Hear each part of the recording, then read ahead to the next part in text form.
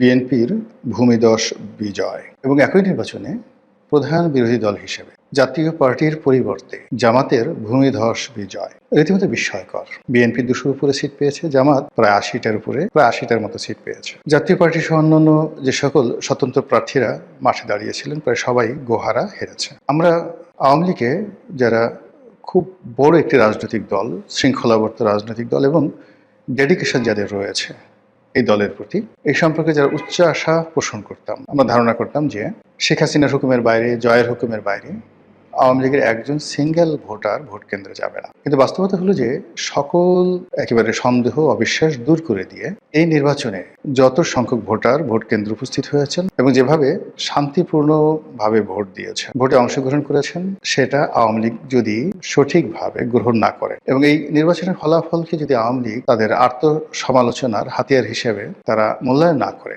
তাহলে বহু বছর তাদেরকে উদ্ভ্রান্তের মতো ঘুরে বেড়াতে হয়। প্রকৃতির যে একটা বিচার, সেই বিচারের কারণ আওয়ামী লীগের যে পতন হলো, সেই পতনের জন্য যতটা না জনগণ দায়ী, যতটা না দেশের মানুষ রাজপথে নেমে এসেছিল, কিংবা যতটা না আওয়ামী লীগ করেছে জনগণের বিরুদ্ধে, তার চেয়ে সবচেয়ে বড় বিষয় হলো প্রকৃতি এমন সব ঘটনা ঘটিয়ে দিয়েছে যে ঘটনার ফলে 15 বছরের একটি শক্তিশালী শাসনের পতন হয়েছে। এবং এই ভোটের একদিন আগ পর্যন্ত আওয়ামী লীগের যারা লোকজন তারা শতভাগ নিশ্চিত ছিল ভোট হবে না। দ্বিতীয় ছিল যে ভোট যদি হয়, তারা যারা আওয়ামী লীগ করেন তারা কখনো ভোট কেন্দ্রে যাবেন না। এবং আমি নিজেও ব্যক্তিগতভাবে মনে করতাম যে আওয়ামী লীগের এই যে আত্মবিশ্বাস, সেটা হয়তো সঠিক এবং আওয়ামী লীগের ভোটাররা যদি ভোট কেন্দ্রে না যায়, ভোট কোনো অবস্থাতে উৎসবমুখর হবে না, অংশগ্রহণমূলক হবে না এবং 20-25% ভোট হবে কিনা সন্দেহ, এরকম একটা ধারণা আমারও ছিল। কিন্তু বাস্তবতা হলো যে নির্বাচনের দিন এই হাতে গোনা কিছু ভোট কেন্দ্র ছাড়া প্রায় সব ক্ষেত্রেই ভোটাররা হুমড়ি খেয়ে পড়েছেন। এখানে কোনো ইলেকশন ইঞ্জিনিয়ারিং ছিল কিনা আল্লাহ ছাড়া বলতে পারবে না, কিন্তু আমরা দৃশ্যত শান্তিপূর্ণভাবে হয়েছে এবং বাংলাদেশের ইতিহাসে এত কম মারামারি, এত কম গন্ডগোল এবং হানাহানি ছাড়া একটি সুন্দর নির্বাচন কল্পনায় করা যায়। তো সেই দিক থেকে বিএনপির বিজয়, তারেক রহমান সাহেবের প্রধানমন্ত্রী হওয়া, এইগুলো যদি আপনি আওয়ামী লীগের একদম শেষ কয়েকটি বছরের কথাবার্তার সঙ্গে তুলনা করেন, তাহলে বুঝতে পারবেন যে তাদের মধ্যে কতটা মনোবেদনা তৈরি করেছে। তারা কোনো অবস্থাতেই তারেক রহমান সাহেবকে কোনো রাজনৈতিক ব্যক্তিত্ব মনে করতেন না। স্বয়ং প্রধানমন্ত্রী শেখ হাসিনা থেকে শুরু করে তার যারা লোকজন রয়েছেন তারা মনে করতেন যে অর্বাচীন বালক, এর দ্বারা কোনোদিন নির্বাচন করা সম্ভব হবে না, দেশ পরিচালনা তো দূরের কথা, দল পরিচালনা করাও সম্ভব। এবং তাদের সেই তুচ্ছতাচ্ছিলের কারণে তারেক রহমান সাহেবের যতটুকু না যোগ্যতা আছে, আওয়ামী লীগ করতো কি সেই যোগ্যতাটাকে আরও 99% কমিয়ে মাত্র 1% তার সেই যোগ্যতার নম্বর দিয়ে তাকে সেভাবে মূল্যায়ন করতেন। উঠতে বসতে গালাগাল, জিয়াউর রহমানকে গালাগাল, বেগম জিয়াকে গালাগাল। জিয়াউর রহমান পাকিস্তানের চর ছিলেন, তারপর তারেক রহমান সাহেবের হাওয়া ভবন,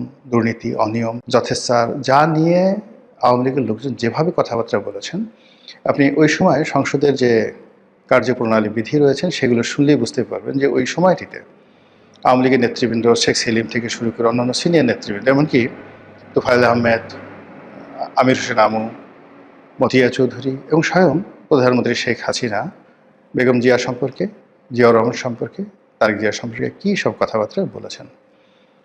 বাস্তবতা হলো যে এই প্রকৃতি এরকম একটা, যাকে বলা হয় অধিক্ষেত্র, এখানে সব কর্মেরই সমান প্রতিক্রিয়া রয়েছে। 2001 সন থেকে 2006 সন পর্যন্ত বিএনপি আওয়ামী লীগের সঙ্গে যে কাজগুলো করেছে, প্রকৃতি তাদেরকে ফিরিয়ে দিয়েছে।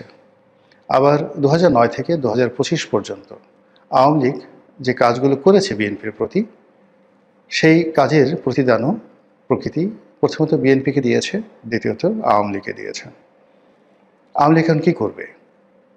তারা যতবার শুনবে যে প্রধানমন্ত্রী তারেক রহমান জাতির উদ্দেশ্যে ভাষণ দেবেন, প্রধানমন্ত্রী তারেক রহমান ভারত ভ্রমণে যাবেন, আর বিমানবন্দরে তাকে অভ্যর্থনা জানানোর জন্য স্বয়ং নরেন্দ্র মোদী উপস্থিত, এই দৃশ্য যখন শেখ হাসিনা দেখবেন, তার লোকজন দেখবেন, তাদের কেমন লাগবে, কতটা কষ্ট তারা পাবেন।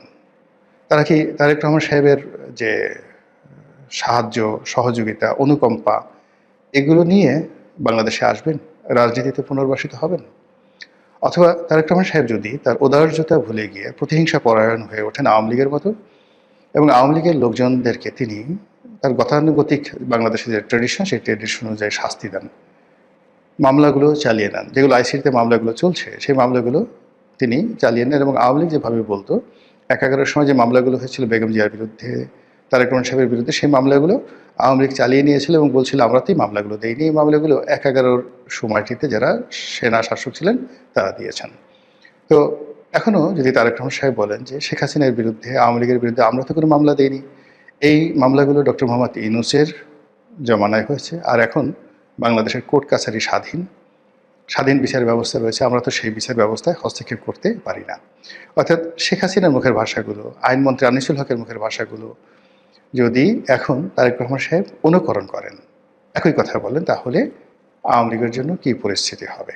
১ ২ নম্বর হলো যে গত অল্প কয়েকদিনের মধ্যে আমরা তারেক রহমান সাহেবের বাংলাদেশে আগমন যত দ্রুত তিনি সিদ্ধান্ত নিয়েছেন এবং দেশে আসার পর তিনি যেভাবে নিজেকে উপস্থাপন করেছেন এবং যতটা পরিশ্রম করে সারা বাংলাদেশ চষে বেরিয়েছেন, এতে নিশ্চিত করে বলা যায় যে ২০০১ সনের তারেক রহমান সাহেব এবং ২০২৫ সনের তারেক রহমান সাহেবের মধ্যে আকাশ এবং পাতাল পার্থক্য। অন্যদিকে ২০০৯ সনের শেখ হাসিনা কিংবা ২০২৫ সনের সজীব ওয়াজেদ জয় বা আর তারেক রহমান সাহেব এক জিনিস নয়। তার সঙ্গে রাষ্ট্রের ক্ষমতা, আন্তর্জাতিক মহলের সাহায্য এবং সহযোগিতা সব মিলিয়ে আওয়ামী লীগকে তাদের নীতি, আদর্শ, চিন্তা, চেতনা, অঙ্গ, ভঙ্গি, কথাবার্তা, রং ঢং সব কিছু পরিবর্তন করতে হবে। আদারওয়াইজ এই রাজনীতিতে তাদের ফিরে আসাটা সুদূর পরা হতো। ধরুন তারেক রহমান সাহেব তো প্রায় ১৭ বছর পরে এলেন। এখন জয় যদি ১৭ বছর পরে আসেন, জয়ের বয়স এখন প্রায় ৫৫ বছর। ১৭ বছর পরে জয়ের বয়স কত বছর হবে? ৬৫, ৭০, ৭২ বছর বয়স। ১৭ বছর পর শেখ হাসিনা কতদিন থাকবেন? আল্লাহ তো ন্যায় বিচারক। তিনি বিএনপিকে যে কর্মের জন্য ১৭ বছর শাস্তি দিয়েছেন, আর আওয়ামী লীগকে সেই কর্মের জন্য যদি কম করে হইলেও ১৭ বছর বা ২০ বছর সাজা দেন, তাহলে এখন যারা আছেন তারা কোথায় থাকবেন, কী বলবেন, কী করবেন ইত্যাদি অনেকগুলো বিষয়। আর এই যে আওয়ামী লীগের দুর্ভোগ এবং দুর্দশা, এটাকে সংক্ষিপ্ত করার জন্যে আওয়ামী লীগ যে কাজটি করতে পারে সেটা হল তওবা, অনুশোচনা, নিজের ভুল স্বীকার করা এবং জায়নামাজে বসে তাহাজ্জুদের নামাজ পড়ে মহান আল্লাহ রাব্বুল আলামিনের কাছে কান্নাকাটি করা। সুন্দরভাবে বলা যে হে আল্লাহ, তুমি আমাকে যে নিয়ামত দিয়েছিলে বা আমাদেরকে যে নিয়ামত দিয়েছিলে, আমরা সেই নিয়ামতের মর্যাদা রক্ষা করতে পারিনি। আমরা সম্মানিত মানুষকে বেইজ্জতি করেছি আর অসম্মানিত এবং বাজে লোকদেরকে সম্মানের চেয়ারে বসিয়েছি। আমরা দুর্বৃত্তদের হাতে ক্ষমতা ছেড়ে দিয়েছি আর ভালো মানুষদেরকে নির্বাসনে পাঠিয়েছি। হে আল্লাহ, তুমি আমাদেরকে মাফ করে দাও, নতুন করে আমাদেরকে আবার একটি সুযোগ দাও। প্রতিটি মানুষ এভাবে যদি তওবা না করেন, আওয়ামী লীগের ফিরে আসাটা সত্যিকার অর্থে আল্লাহ কবে তাদেরকে মঞ্জুর করেন ফিরে আসাটা, এটা আল্লাহ ছাড়া কেউ বলতে পারবেন না। অন্যদিকে বিএনপির যারা কর্তা ব্যক্তি, এই ভূমিধস বিজয়ে তারা যদি উদ্বেলিত হয়ে যান, তারা যদি আওয়ামী লীগের মতোই আচরণ করেন এবং তারা যদি ক্ষমাকে উদার্য হিসেবে না নেন এবং একটি বাংলাদেশ বিনির্মাণে যে সকল পক্ষের সাহায্য এবং সহযোগিতা দরকার, এই উদার মনোভাব যদি পোষণ না করেন, তাহলে আল্লাহ ১৭ বছর পরে তাদেরকে যে নিয়ামত দিয়েছে, এই নিয়ামত নিয়ে নিতে বা ছিনিয়ে নিতে আল্লাহর ১৭ সেকেন্ড সময় লাগবে না। কাজেই যে নিয়ামত দিচ্ছে তার শুকরগুজার করতে হবে, ন্যায় বিচার প্রতিষ্ঠা করতে হবে এবং যে ভুল ডক্টর মোহাম্মদ ইউনূস করেছেন গত ১৭ মাসে, জনাব তারেক রহমান সাহেবকে অবশ্যই সেই ভুলগুলো করা যাবে না।